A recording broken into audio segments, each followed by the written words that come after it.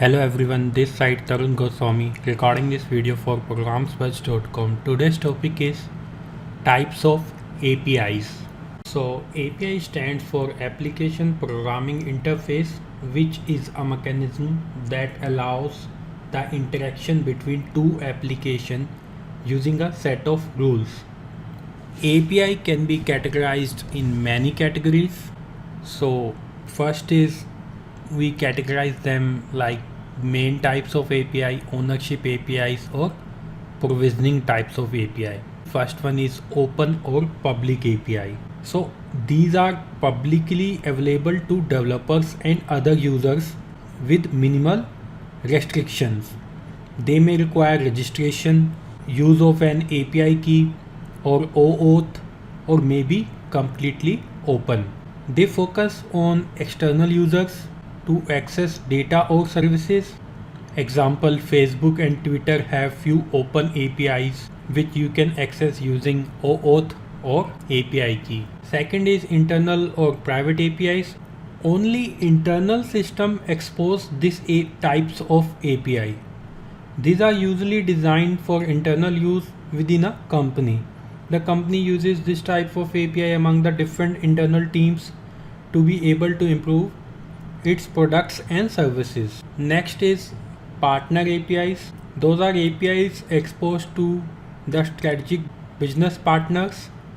They are not available publicly and need specific entitlement to access them. Example, payment gateways like PayPal, PayU, courier services API like Blue Dart and DHL. Then last is composite APIs. This type of API combines different data and service APIs. It is a sequence of tasks that run synchronously as a result of the execution and not at the request of a task. Its main uses are to speed up the process of execution and improve the performance of the listener in the web interface. Now another category you will find data and service API. Beyond the difference between an internal, partner, open and composite APIs which we discussed earlier, we should mention another approach to categorize APIs. This one is like data APIs provide, create, read, update and delete access to underlying data sets for various databases or SaaS cloud providers. These APIs are needed to serve some fundamental data coming from SaaS applications with help from SaaS connection or internal data stores. Then next is internal service APIs consist in exposing internal services reflecting parts of internal processes or some complex action. Then external service APIs are third-party service APIs that can be easily embedded into the existing services of the company to bring additional value. So this is more like partner APIs, and internal service APIs are internal or private APIs which we discussed earlier. Then user experience APIs leverage composite APIs to help app developers provide the right experience for each specific device like desktop, mobile, tablet, VPA or IoT. Then next category is a web service APIs or APIs protocol. A web service is a system or software that uses an address, that is URL, on the World Wide Web to provide access to its services. So these are SOAP, Simple Object Access Protocol. This is a protocol that uses XML as a format to transfer data. Its main function is to define the structure of the message and method of communication. It also uses WSDL or Web Service Definition Language in a machine readable document to publish a definition of its interface. Then we have XML RPC. This is a protocol that uses a specific XML format to transfer data compared to SOAP that uses a proprietary XML format. It is also older than SOAP. XML RPC uses minimum bandwidth and is much simpler than SOAP. Then we have JSON RPC.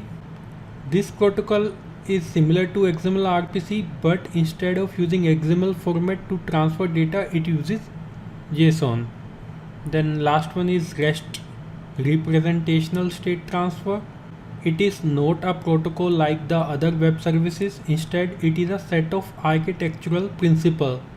The REST service needs to have certain characteristics, including simple interface, which are resources identified easily within the request, and manipulation of resources using the interface. Then we have types of API by category or application, like we have search API, weather API, dictionary APIs, IP geolocation APIs, sports API, food and restaurant APIs, and news API. So you can categorize like that also. Then another category could be communication levels of API, like high level or low level.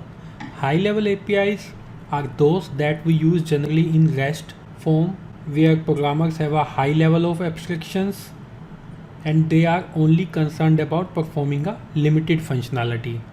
Then we have low level APIs, which have a lower level of abstractions, hence they are most detailed, which allow the programmer to manipulate function within application module or within hardware at a granular level. Usually low level APIs are used in sending the real-time videos or media feed in response to API. APIs can be classified according to the system for which they are designed, like database APIs. Database APIs enable communication between an application and a database management system. Developers work with database by writing queries to access data, change tables, etc. The Drupal 7 database APIs, for example, allow users to write unified queries for different databases like Oracle, MongoDB, PostgreSQL, MySQL, and MS SQL. Another example is ORDS database APIs, which is embedded into Oracle REST data services. Then we have operating systems APIs. This group of APIs define how applications use the resources and services of operating systems. Every OS has its own set of APIs, for instance Windows APIs or Linux API. Apple provide API reference for Mac OS and iOS in its developer documentation. Then we have remote APIs. Remote APIs is defined standard of interaction for applications running on different machines. In other words, one software product accesses resources located outside the device that requests them. Since two remotely located applications are connected over a communication network, particularly the internet, most remote APIs are written based on web standards. Java Database Connectivity API and Java Remote Method Invocation API are two examples of remote application programming interface. The last is web APIs. The API class is most common one. Web APIs provide machine readable data and functionality transfer between web-based systems, which represent client-server architecture. These APIs mainly deliver requests from web application and response from server using HTTP. Developers can use web APIs to extend the functionality of their apps or sites. For instance, Google Maps API enables the addition of map within organization's location. That's all. Thank you for watching this video.